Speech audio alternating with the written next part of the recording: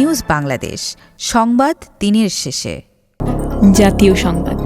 প্রধান উপদেষ্টার সময়সীমা অনুযায়ী নির্বাচনের প্রস্তুতি নিচ্ছে কমিশন, এমনটা জানিয়েছেন প্রধান নির্বাচন কমিশনার এএমএম নাসির উদ্দিন। তিনি বলেছেন, আমরা রাজনীতির মধ্যে ঢুকতে চাই না, আইন কানুন বিধিবিধানের মধ্যে থাকব।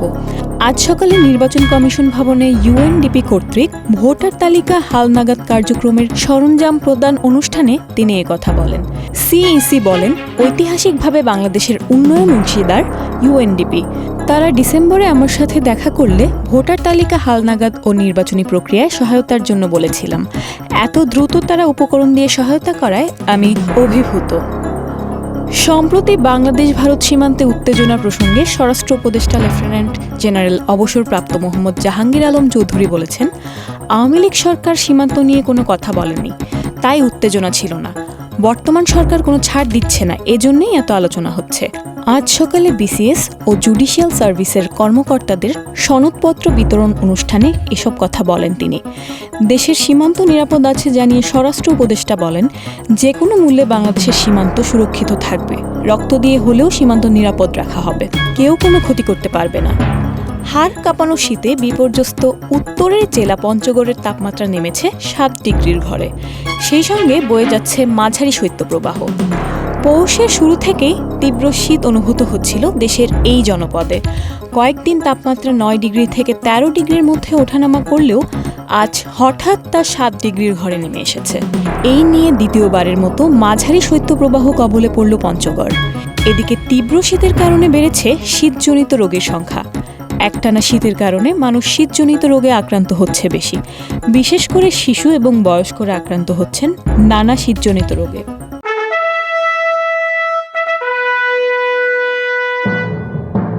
রাজনীতির সংবাদ।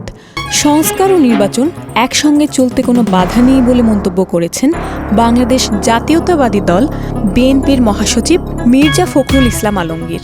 আজ প্রয়াত রাষ্ট্রপতি জিয়াউর রহমানের 89তম জন্মবার্ষিকী উপলক্ষে রাজধানীর শেরেবাংলা নগরে তার সমাধিতে দলীয় নেতাকর্মীদের নিয়ে শ্রদ্ধা নিবেদন শেষে সাংবাদিকদের নিয়ে তিনি এসব কথা বলেন।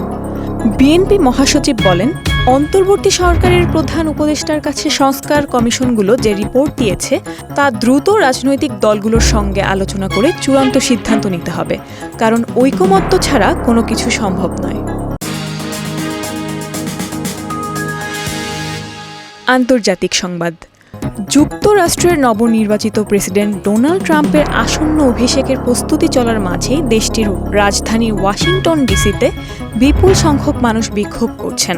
ওয়াশিংটন ডিসিতে হাজারো মানুষ রাস্তায় নেমে বিক্ষোভ প্রদর্শন করেছেন। প্রায় সম্পূর্ণ নারীদের অংশগ্রহণে এই বিক্ষোভটি ছিল আসন্ন প্রেসিডেন্ট ডোনাল্ড ট্রাম্পের অভিষেকের বিরুদ্ধে একটি প্রতীকী প্রতিবাদ। প্রতিবাদকারীদের আশঙ্কা, রিপাবলিকান পার্টির এই নবনির্বাচিত প্রেসিডেন্টের দ্বিতীয় মেয়াদে তাদের সাংবিধানিক অধিকার ক্ষুণ্ণ হতে পারে। তথ্য প্রযুক্তির সংবাদ। জনপ্রিয় সামাজিক যোগাযোগ মাধ্যম টিকটক অ্যাপের কার্যক্রম বন্ধ করা হয়েছে যুক্তরাষ্ট্রে। দেশটিতে এখন অ্যাপল ও গুগল প্লে স্টোরেও অ্যাপটি পাওয়া যাচ্ছে না। আজ বিবিসির অনলাইন প্রতিবেদনে এই তথ্য নিশ্চিত করা হয়েছে। প্রতিবেদনের তথ্যানুযায়ী মার্কিন নিষেধাজ্ঞা কার্যকরের কয়েক ঘন্টা আগে অ্যাপটি কাজ করা বন্ধ করে দিয়েছে। মার্কিন ইউজাররা আর টিকটকে ঢুকতে পারছেন না। তারা অ্যাপটিতে প্রবেশ করতে চাইলে দেখানো হচ্ছে যে টিকটকে একটি নিষেধাজ্ঞা চালু করা হয়েছে। উল্লেখ্য, এর আগে অ্যাপ কর্তৃপক্ষের এক বিবৃতিতে বলা হয়, বাইডেন প্রশাসন শেষ মুহূর্তে সিদ্ধান্ত না বদলালে রবিবার থেকে যুক্তরাষ্ট্রে বন্ধ হয়ে যাবে টিকটক। খেলার সংবাদ। চেক ডিজঅনার মামলায় বাংলাদেশ জাতীয় ক্রিকেট দলের সাবেক অধিনায়ক ও সাবেক সংসদ সদস্য সাকিব আল হাসানের বিরুদ্ধে গ্রেফতারি পরোয়ানা জারি করেছেন আদালত। আজ আইএফআইসি ব্যাংকের চেক ডিজঅনার মামলায় এই গ্রেফতারি পরোয়ানা জারি করা হয়। সাকিব ছাড়াও আরও 2 জনের বিরুদ্ধে একই মামলায় গ্রেফতারি পরোয়ানা জারি করা হয়েছে। এর আগে 18 ডিসেম্বর সাকিব সহ 4 জনের বিরুদ্ধে সমন জারি করেন আদালত। ওই সময় ঢাকা চিফ মেট্রোপলিটন ম্যাজিস্ট্রেট আদালতের মেট্রোপলিটন ম্যাজিস্ট্রেট মোহাম্মদ মাহবুবুল হকের আদালত এ আদেশ দেন। সংস্কৃতি বিনোদন। শোবিজ তারকাদের প্রেম বিয়ে নিয়ে ভক্তদের আগ্রহ সবসময়ই থাকে। দেশ সেরা চিত্রনায়ক শাকিব খান ব্যক্তিজীবনের চিত্রনায়িকা অপু বিশ্বাস ও শবনম বুবলিকে বিয়ে করেছিলেন। তাদের দুজনের বাইরে আরও এক নায়িকার সঙ্গে সম্পর্কের গুঞ্জন উঠছে, যার নাম পূজা চেরি।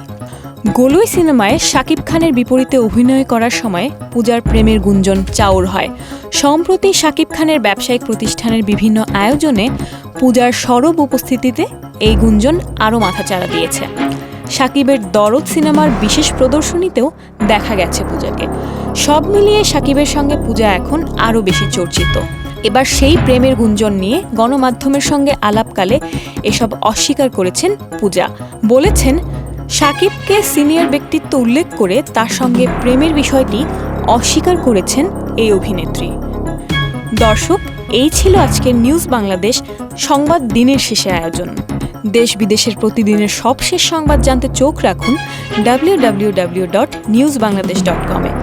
লাইক শেয়ার দিয়ে সঙ্গে থাকুন নিউজ বাংলাদেশের ফেসবুক পেজ ও ইউটিউব চ্যানেলে। ভালো থাকুন, সুস্থ থাকুন। আল্লাহ হাফেজ।